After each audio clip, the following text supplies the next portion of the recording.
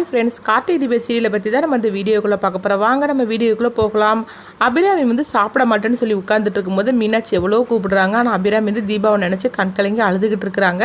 அப்போ கார்த்திகிட்ட போய் மீனாட்சி சொல்கிறாங்க, அத்தை எவ்வளோ சொன்னாலும் சாப்பிட மாட்டுக்காங்க அப்படிங்கும்போது அப்போ கார்த்தியும் கீதாவும் அங்கேருந்து வராங்க. அப்போ வந்து கார்த்தி சொல்கிறாங்க, என்னம்மா ஏற்கனவே நீங்கள் உடம்பு சரியில்லாதவங்க, நீங்கள் சாப்பிடாம இருந்தால் எப்படி ஆக்கும், சாப்பிடுங்க அப்படிங்கும்போது, இல்லை கார்த்தி எனக்கு தீபாவோட ஞாபகமாகவே இருந்துட்டு இருக்குது.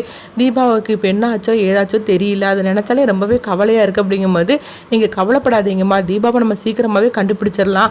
அதுக்காக நீங்கள் சாப்பிடாம இருந்துட்டால் தீபா வந்துடுவாங்களா என்ன, சாப்பிடுங்க அப்படின்னு சொல்லிட்டு கார்த்தி வந்து அவங்க அபிராமிக்கு ஊட்டி விட்டுட்டு இருக்கிறாங்க. இதை பார்த்துட்டு கீதா வந்து கண்கலங்குறாங்க. அதாவது தன்னுடைய மருமக மேலே வந்து அபிராமி அம்மா எவ்வளோ பாசம் வச்சுருந்தாங்கன்னா அவங்க இந்த மாதிரிக்கு நடந்திருப்பாங்க. இப்படி ஒரு வாழ்க்கை நம்மளுக்கு கிடைக்காம போச்சு அப்படின்னு கீதா வந்து கண்கலங்கிட்டு இருக்கிறாங்க. அப்போ மீனாட்சி வந்து கீதாவை பார்க்குறாங்க. என்ன கீதா, எதுக்காக நீங்கள் அழுறீங்க அப்படிங்கும்போது, இவங்கள மாதிரிக்கு ஒரு அத்தை கிடைக்கிறதுக்கு தீபா ரொம்பவே கொடுத்து வச்சிருக்கணும். சொல்ல போனால் தீபாவுக்கு இவங்க அத்தை கிடையாது, அம்மா அப்படின்னு கீதா சொல்லவும் அப்போ அபிராமி வந்து கீதாவை பக்கத்தில் கூப்பிடுறாங்க. கீதாவும் வராங்க. அப்போ அவங்க வந்து அபிராமி சொல்கிறாங்க, தீபாவை பற்றி உனக்கு தெரியாதுமா, அப்படி தெரிஞ்சிருந்தா இந்த மாதிரிக்கு சொல்ல மாட்டேன். சொல்ல போனக்கு தீபாவை ஃபஸ்ட்டு நான் புரிஞ்சிக்கவே இல்லை. சொல்லப்போனால் அவளை நான் மருமகளாக கூட நான் ஏற்றுக்கல. நான் அவகிட்ட எவ்வளோ கோவப்பட்டிருக்கேன் தெரியுமா, ஆனால் இது வரைக்கும் அவள் வந்து என் மேலே ஒரு தடவை கூட கோவப்பட்டது கிடையாது. அப்படிப்பட்ட கீதாவை ஃபஸ்ட்டு நான் புரிஞ்சிக்காமல் இருந்துட்டேன். சொல்ல போனால் எனக்காகவே இவங்க ரெண்டு பேரும் வந்து சேராமல் இருந்துட்டாங்க.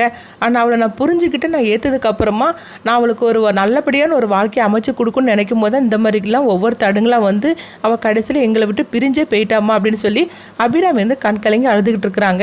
இன்னைக்கு தீபா காணாமல் போனதுக்கு நான் தான் காரணம், என்னால் தான் தீபாவுக்கு இந்த மாதிரிக்கு ஒரு நிலைமை ஏற்பட்டுருச்சு அப்படிங்கும்போது அப்போ வந்து கார்த்தி வந்து அவங்களை சமாதானப்படுத்துதாங்க. அம்மா அப்படிலாம் ஒன்றும் கிடையாதுமா, நீங்கள் இந்த மாதிரிக்கெலாம் சொல்லிட்டு இருக்காதீங்க அப்படிங்கும்போது, இல்லை தீபாவை காணாமல் போனதுலேருந்து எனக்கு ரொம்பவே குற்ற உணர்ச்சியாக இருந்துட்டு இருக்குது, அதுக்கு நான் தான் காரணம்னு நினைக்கும் போது எனக்கு ரொம்பவே கவலையாக இருக்குது அப்படிங்கும்போது, நீங்கள் எந்த விதத்துலேயும் காரணம் கிடையாதுமா, நீங்கள் அதே நினச்சிட்டு இருக்காதீங்க, கண்டிப்பாக தீபா சீக்கிரமே கிடச்சிருவாங்க அப்படின்னு சொல்லவும் அப்போ கீதாவும் அவங்களை சமாதானப்படுத்திட்டு இருக்கிறாங்க. இந்த மாதிரி நடந்துட்டு இருக்கு.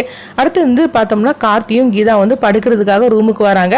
அப்போ வந்து கார்த்தி சொல்கிறாங்க, இதுக்கு மேலே நம்ம ஏன் ஒரே ரூமில் படுக்கணும், எல்லாருக்கும் உண்மை தான் தெரிஞ்சு போச்சுல்ல, நீங்கள் ரூமுக்குள்ளே படுத்துக்கோங்க, நான் வெளியே படுத்துக்கிறது அப்படிங்கும்போது அப்போ கீதா சொல்கிறாங்க, ஐயோ வேண்டாம் சார், நீங்கள் வந்து ரூமுக்குள்ளே படுத்துக்கோங்க, நான் வந்து வெளியே படுத்துக்கிறது அப்படின்னு சொல்லிட்டு இருக்கும்போதே எங்கள் அபிராமி வராங்க. என்ன கார்த்தி என்னாச்சு அப்படிங்கும்போது அப்போ கார்த்தியோட கையில் வந்து பெட்ஷீட்டும் தலைவாணி இருக்குது, என்னை வெளியே போய் படுக்க போறியா அப்படின்னு அபிராமி கேட்கும்போது ஆமாம்மா அப்படிங்கிறாங்க.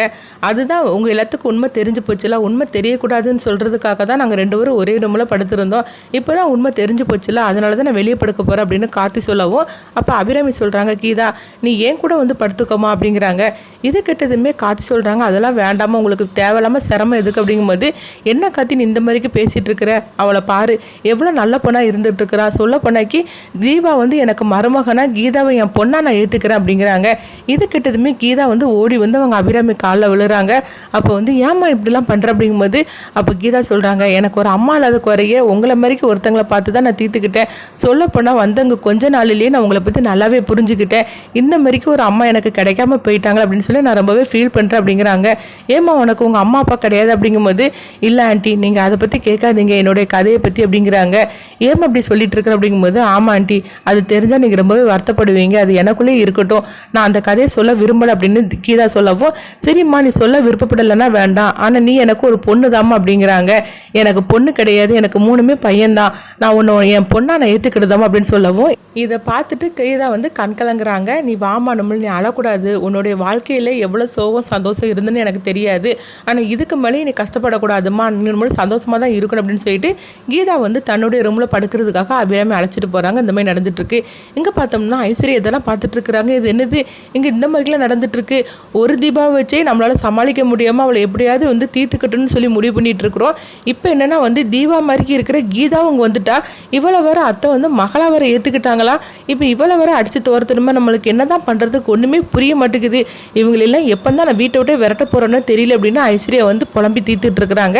அடுத்தங்க பார்த்தோம்னா தீபாவை தான் காட்டுறாங்க. அப்போ தீபாவை வந்து எப்படியாவது கண் முழிச்சுன்னு சொல்லிட்டு அந்த குழந்தைங்க எல்லாருமே வந்து தீபா பாடின பாட்டை பாடிட்டு இருக்கிறாங்க. அப்போ வந்து சக்தி நினைக்கிறாங்க, இந்த பாட்டை கேட்டாவது தீபா வந்து கண் முழிச்சிட மாட்டாங்களா அப்படின்னு சொல்லிட்டு சக்தி வந்து எதிர்பார்க்குறாங்க. சக்தியோட எதிர்பார்ப்பு வந்து நிறைவேறுமா, தீபா வந்து கண் முழிப்பாங்களா, அடுத்து அந்த கதை என்ன மாதிரி கொண்டுட்டு போகிறாங்கன்னு சொல்லி நம்மளும் வெயிட் பண்ணி பார்க்கலாம்.